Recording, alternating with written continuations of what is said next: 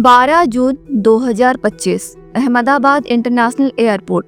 Air India की flight AI-171 take off के सिर्फ 3 सेकंड बाद दोनों इंजन बंद और कुछ ही सेकंड्स में 261 लोगों की मौत। ये एयरक्राफ्ट था बोइंग 787 ड्रीमलाइनर, एक बेहद मॉडर्न और रिलायबल माने जाने वाला जहाज। अब सवाल उठ रहा है, क्या ये इंसानी गलती थी, सैबोटेज था, या एक सिस्टम की चुपचाप छुपी हुई खामी? और इस पूरे हादसे में जहां 261 फैमिलीज उजड़ गई, वहीं बोइंग कंपनी के शेयर प्राइस में उछाल आया, जैसे कंपनी किसी खतरे से बच निकली हो। और शॉकिंगली इंटरनेशनल मीडिया इस क्रैश को एक पायलट की जानबूझकर की गई सुसाइड मिशन कहकर पेश कर रही है। Captain deliberately turned off the fuel switches. The captain may have turned off the fuel switches, shifting the focus to the senior pilot. It doesn't appear to be a mechanical issue with the Boeing fuel control unit. लेकिन क्या हकीकत भी यही है? आज देवी decode पर हम बताएंगे AI-171 VTANB क्रैश का वो सच जो शायद हेडलाइन से गायब है।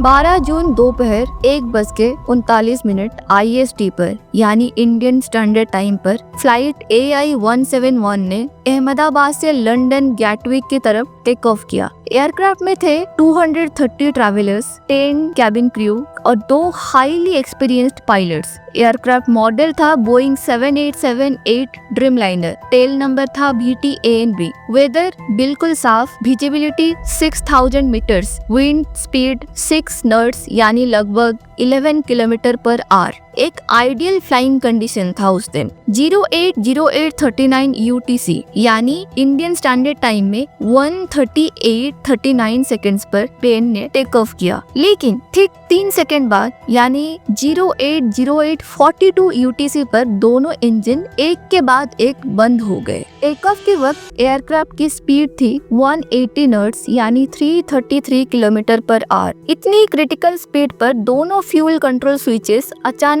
रन से कट ऑफ हो गए। अब ये फ्यूल कंट्रोल स्विच होता क्या है? ये एक इलेक्ट्रिकल मैकेनिकल कंट्रोल है जो इंजन तक फ्यूल भेजता है। रन यानी फ्यूल सप्लाई चालू, कट ऑफ यानी फ्यूल सप्लाई बंद। इंजन को फ्यूल मिलना बंद हो गया। N1 और N2 RPM गिरने लगे, थ्रस्ट खत्म हुआ और इंजन बंद हो गया। एयरक्राफ्ट में जो दोनों पायलट थे वो दोनों मेडिकली फिट थे और ड्यूटी से पहले ब्रेथ एनालाइजर टेस्ट पास किया था। एयरक्राफ्ट 2013 में बना था, सर्विसेबल स्थिति में था। पिछली फ्लाइट में माइनर इश्यूज रिपोर्ट हुआ था जो ट्रबल शूट करके फिक्स किया गया था। अब बात करते हैं सबसे बड़े सवाल पर। अगर पायलट्स ने फ्यूल स्विच बंद नहीं किए तो किसने किए? दरअसल इन स्विचेस में एक लॉकिंग मैकेनिज्म होता है। इनको ऑपरेट करने के लिए एक हाथ से लॉक को प्रेस करना पड़ता है और दूसरे हाथ से स्विच को पुल करके ऊपर या नीचे करना पड़ता है। यानी एक हाथ से ये स्विच एक्सीडेंटल या ऑटोमेटिक बंद नहीं हो सकते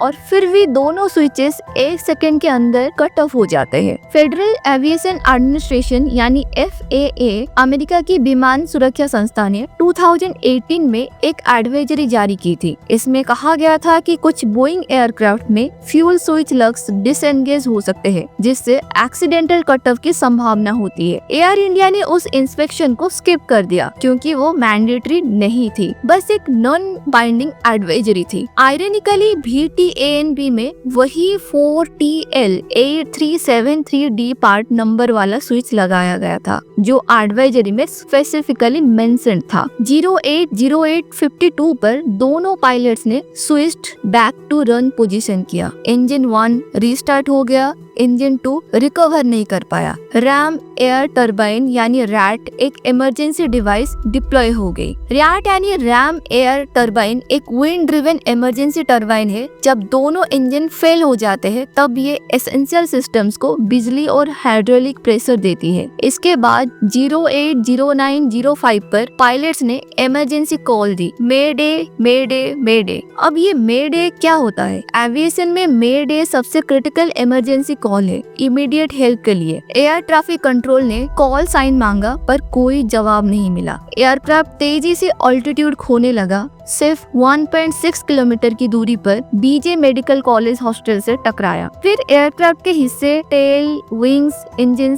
5 अलग अलग बिल्डिंग से टकराए। इमरजेंसी लोकेटर ट्रांसमीटर ELT जो क्रैश के बाद ऑटोमेटिक सिग्नल भेजता है, वो भी एक्टिवेट नहीं हुआ। अब ये सब कुछ समझने के बाद चलिए देखते हैं कुछ इंटरनेशनल मीडिया की नैरेटिव को। कुछ इंटरनेशनल एविएशन ब्लॉग्स और मीडिया पोर्टल्स इस घटना को पायलट द्वारा जानबूझकर किया गया क्रैश बताकर हेडलाइन बना रहे हैं। इसे 2015 के जर्मन विंग्स फ्लाइट 9525 से कंपेयर किया जा रहा है, जिसमें को पायलट ने प्लेन को एल्प्स में क्रैश कर दिया था।